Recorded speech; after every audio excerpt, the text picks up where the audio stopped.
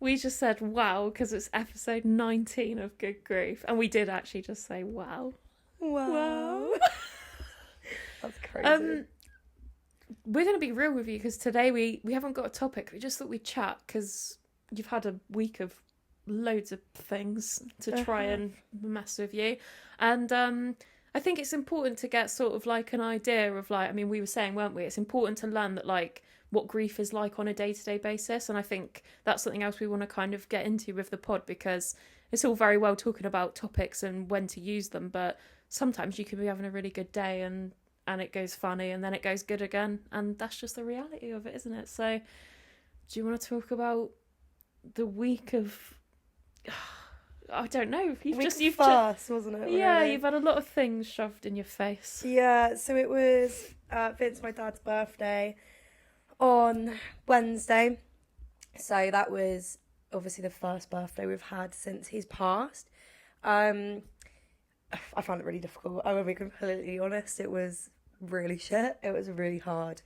And I found actually the lead up to it, like, every day I cried in the lead up to it because it was just like looming over me massively. It's surreal as well, isn't it? Like, it is. I think you'd look back and think like what you'd be doing this time last year or something, and it's like, how? Yeah. How? I know, exactly. And I also just think like the age he was, like, I never thought he'd die before his 53rd birthday. I never thought of it like that. Yeah, crazy. Yeah, he was so young, really. Yeah. So yeah, that was really, really challenging. And it was exhausting as well. I think like something we don't talk about often on the pod is that like grief and being emotional and processing really takes a toll on you emotionally, mentally, but also just like in terms of the fatigue you have. Totally. Because it's just so up and down, isn't it? That sort of makes, like, we've spoken about it so many times about, you know, going back to work after grief or something, but no one talks about, you know, the first birthday and stuff when you still have to work, but you're just completely, as you said, shattered, and you just feel a bit like a shell, don't you? It's just like, I just got to get through this period, but also process the emotion of it, and it does feel impossible, doesn't it? Yeah, and I found myself like questioning a lot of stuff at work, like whether I'd done things right, and I made a couple of mistakes, and I was getting really angry at myself. And I called Haz, like, it was a couple of days before Vince's birthday, Dad's birthday. I called Haz and I was like, I've just messed up at work, and he was like, Maze, like, you've got a lot going on, it's a really hard week. So I think, yeah, just giving yourself the space to just process it, because it's just so heavy, celebrating someone's birthday when they're no longer here to celebrate it with you is bizarre, weird. But we had a nice day. We really wanted to honour him, so I had like my mum, my little brother Oscar, and my nan round for dinner. I cooked his favourite dish I used to make, chorizo and chicken pasta, and I think that was actually the last thing I ever made him, which was like crazy to think of things like that. Yeah, it's like a never-ending thing, and is it like, like, oh, the last time I did this, the last time. Yeah, exactly. How was, talk me through the day, like, so I'm assuming, I mean, from my experience, you wake up feeling like you can't get out of bed because it's like the emotion is so overwhelming, isn't it? Yeah, I had to go into work on that day actually, because I had like a manager's meeting thing, and I was absolutely dreading it. I was really dreading it because I just thought like I need to work from home. I need to be able to cry if I need to. Ironically as well, the toilets broke at work, so I was like, my escape route is like broken. But yeah, I woke up and I like, that was the first thing that was on my mind as soon as I woke up, and then then I cried a lot in bed, and I drove Haz to work, which was nice because I just wanted to be with him for as long as possible. Of course. And then I drove to the office and got quite teary. But then when I got into the office, like, I was actually okay, and like I just kind of had I wanted to focus on getting through that, and seeing people and things like that. And sometimes you crumble when you do it. Yeah. But that day I was like, no, I'm going to be strong. I'm going to just power through. And it did help because I went home at lunch, and I think I'm really glad looking back I did that, because I think that took the pressure off. I just needed to get through that meeting, and then I could go and be in the safety of my home for the rest of the day.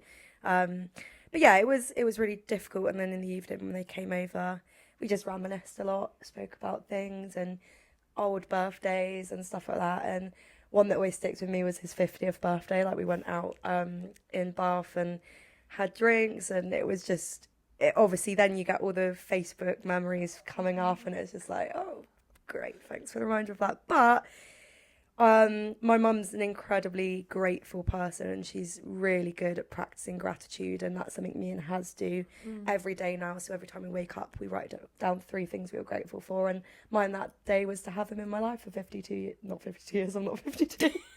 Well, revelation, guys. Yeah, you want to know what skin stuff I'm using? No, but to have him in my life for 18 years. Which is a fucking long time. Yeah, it's considered, well, obviously he's my stepdad, so like, you know, he's not my biological dad, but yeah, to have him in my life since I was 7, that's kind of like, you know, the key That's stages when memories of growing start, up. innit? Yeah, so. Exactly. So yeah, that was, I think I'm just trying to spin stuff, and it's a lot, some days are way harder than others. Some days you just don't feel grateful because you're like, well, this has happened. But my mum's incredible, and she's got a thing called I want to say like the 3 Ps or 3 Gs or something like that, but it's like, oh no, so 3 Ps. So positive action, so doing something positive. For me that day it was going into the office. That was a positive action for me because it meant I got out of the house, I was in fresh air, etc. Positive conversation. I actually gave some money to a homeless guy in Bath because Vince did a lot for Salvation Army, and it was, you know, his favourite charity, so I thought that would be part of that, and I had a really good conversation with him. And then positive something else. Positive thought. Yeah, I was going to say, this is great. Yeah, so 3 Ps, positive action, positive conversation, positive thought. And mum tries to kind of lead by that every day, and it's really helping her on her journey. I mean, she's amazing anyway, but... Well, it's quite life-changing advice, isn't it? Because I think that, as you said then, it some days really are impossible to find something you're grateful for because, I mean, literally, as you just said, it's like, how do you find something that's, you know, worth smiling about when all you want is that person or your old life back, essentially? So it's it's life-changing because we've said it so much like over the past week, whereas like you're grieve as a force to live a life that no one wanted, you know, whether it's a sudden death or whether it's, you know, you have the anticipatory grief, like no one wants that outcome. No one wants it, and it's so important to sort of shape your life going forward rather than just continually look back, even though it's the most comforting thing to do. As you said, like reminiscing on birthdays and stuff, it's like the best thing in sort of those things. But I just, some days I don't know about you, like the memories hurt too much. Like, and it's not like I don't want to not think about it, but it's like, for me especially, like I'm quite I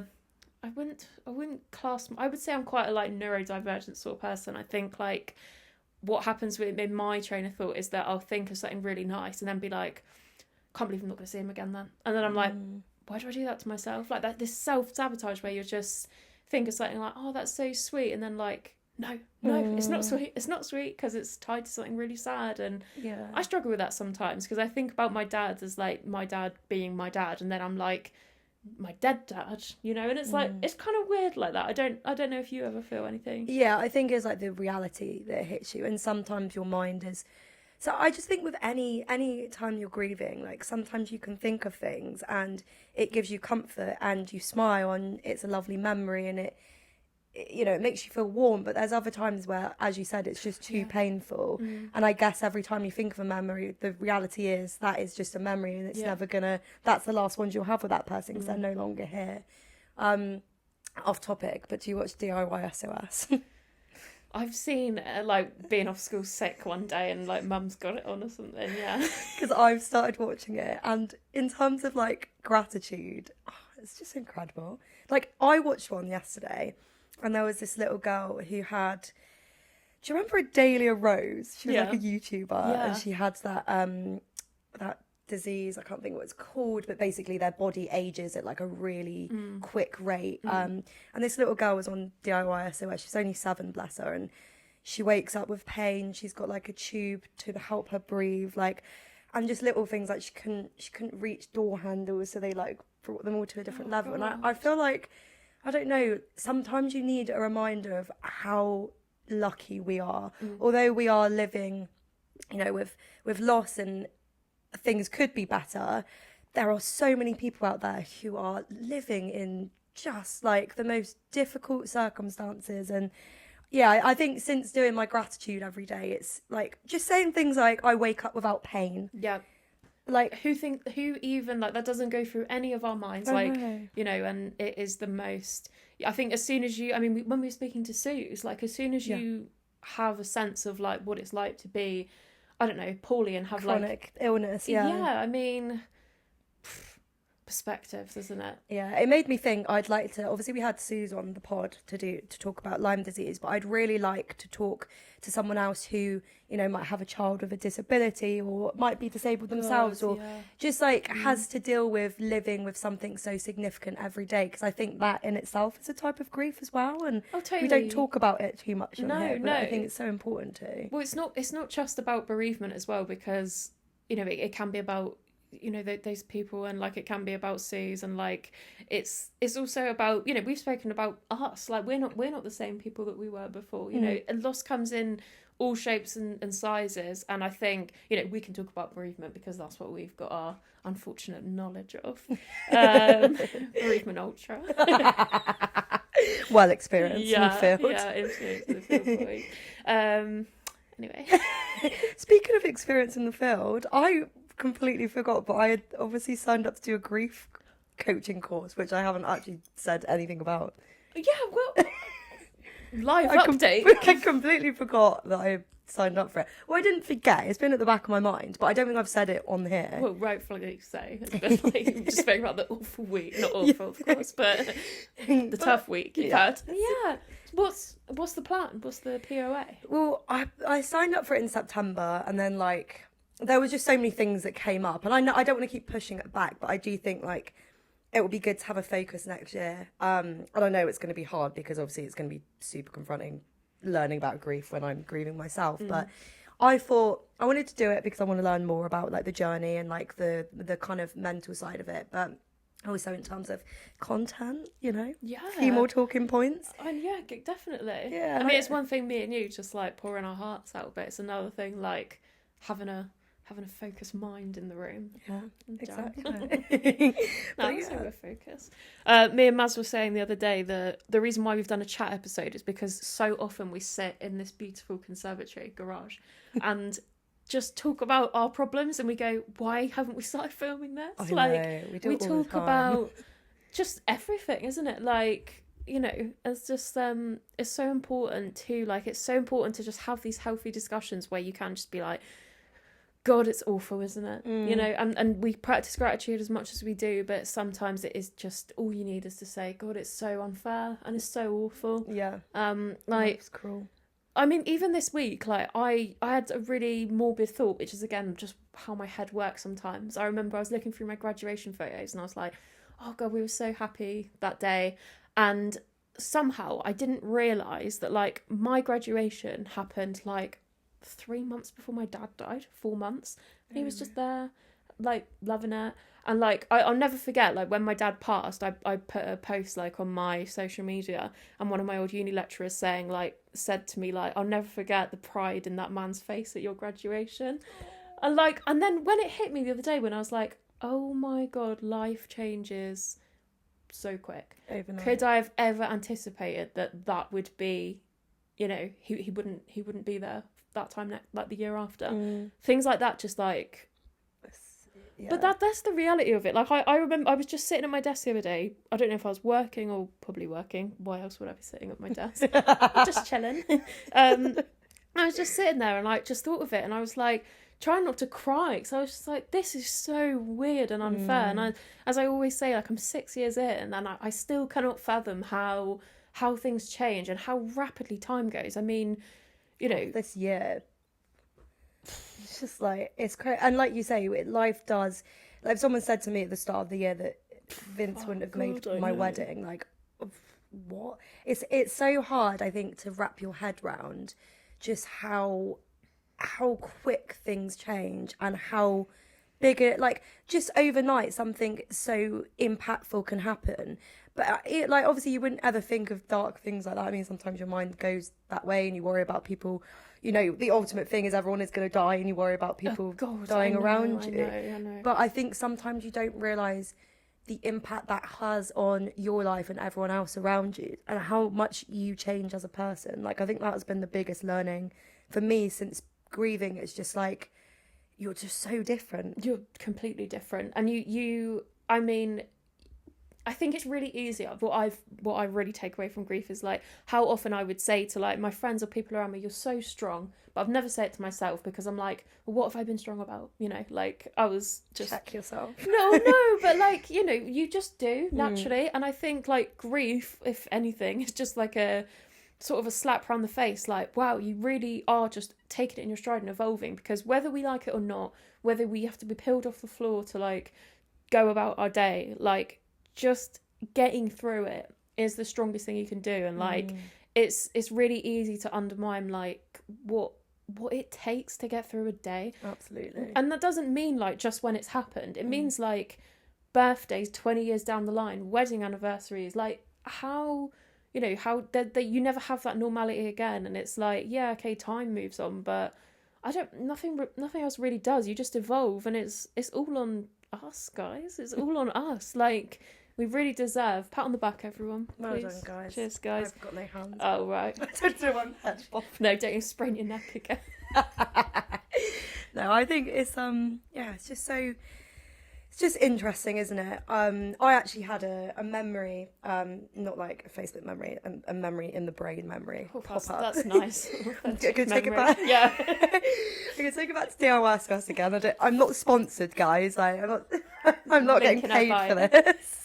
Just use code Maisie at the end to get a free house. But it just reminded me of a memory of Vince, and it's so nice, but also so bittersweet when you unlock a memory that you completely forgot about that person.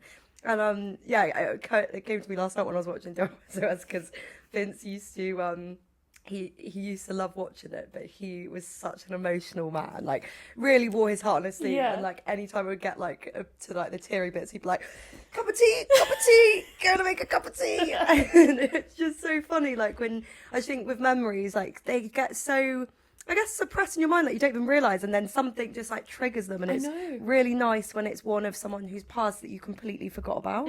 It's really like, I think there's a real fine line, not even a fine line, like a switch between like pain and like almost elation, because you're like, oh my god, like I remember that, and it feels like they're so with you, which they are, of course. Like, it's just, that's so funny, Sex. My dad's the most emotional guy ever. We bought him an E.T., like E.T. the film, toy when we were in America, and it was because every time my dad used to watch E.T. he'd just bawl. He'd just cries. I was so much, and it's just okay, real men cry. Yeah, real men cry, guys. guys. But no, I think it's nice, isn't it? Especially because obviously when someone passes, you sit and reminisce and you think about all of the memories, so it's always a shocking like surprise when something comes up and you're like, oh my god, my brain hasn't covered this. Like, yeah, literally. But what's obviously we've got one more episode for the new year, I guess.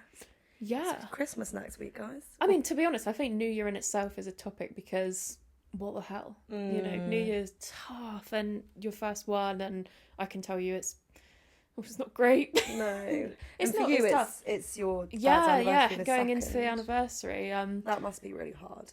Yeah, it always is because it's my mum's birthday. So like we're all happy because it's mum's birthday, but I just don't know what my mum thinks on that day, and you know, it's just important to talk about everything because you know while we'll be celebrating my mum's birthday, it's also, you know, a tough day for everyone around, and a time of reflection, which New Year is in itself. So yeah, it all just piles up, but that's why we're here to talk, and we'll talk live. Live? Well, I just mean it'll be near New Year. Oh, right. Yeah. Live stream. Well, I'm thick in my groove. Guys, scrap everything I said before, it's awful. That would be the real version though, wouldn't it? Just a quick one before we round off, because we were talking about memories and it was obviously a birthday. I have to ask you about how you feel about Facebook memories on birthdays. I thought it was like getting punched in the face. Yeah, I know, but oh god, I know because mine will always come up and be like, "Oh, it's Brian's birthday." I'm like, "Is it?" Well, someone last year actually wished him a happy birthday, and I was like, Oh, all right. "Not a This- close circle then." So Dad's Facebook has been deactivated, but because I usually posted happy birthday with pictures, that's what came up, and it was pictures of his 50th. God. Like, and ones of like my, just like times we've had, like obviously it was just like loads of pictures, and it was just like, yeah. But It's so weird. it is It's so like weird. I always say to Jam, I'm never deleting Facebook because I've got a vault of memories, and I love it being like 14 years ago today you're doing this. But I also don't want it to be like 8 years ago your dad was alive and he was thriving and he loved you so much and now he's gone. yeah, literally. It's like humble reminder, cheers. Yeah, cheers guys. But yeah, on that note. Well, we'll round it off nicely. Yeah. We'll just be like, bye. Yeah. I guess for the next one, we'll talk about New Year's. But then maybe we could also talk about what's coming up for the Good Grief pod in the new year. Yeah. We need to think about it nice. first. Resolutions. Because we've got someone who will be joining us, a lovely lady who reached out to us, who actually had a really similar story to me. Her dad passed away in April from a cardiac arrest, was fit and healthy, and he died canoeing. So it was kind of like a really similar thing for me because obviously my dad pied. That's a lighter way of putting it, to be fair. My dad passed from cardiac arrest, and No I one's never ever thought said I'd that laugh. laughing. Yeah, Christ. And yeah, he was playing football, so doing something he loved. So yeah, it'd be really good to have her on, completely new perspective, and again, as always, opening the floor to anyone who wants to ask questions, suggest episodes. Yeah. Come join us. Come in join the us. conservatory. Yeah, it's a nice place to be. It is. It is. But Yeah. hope you have a great week and Christmas. Oh, guys, yeah. Merry Christmas, guys. Have an amazing Christmas. Sending lots of strength if you're grieving this time of year. But we love you lots. We do, guys. Merry Christmas. Bye, guys. If you're feeling overwhelmed, anxious, or disconnected, you're not alone. I'm Dan Roberts, an internal family systems therapist and trauma healing specialist. I create guided meditations to help you reconnect with your inner calm and compassion. These practices are rooted in internal family systems therapy and are designed to support your healing journey, whether you're new to therapy or have been on this path for a while. You can find my full collection of meditations at danroberts.com or on Insight Timer.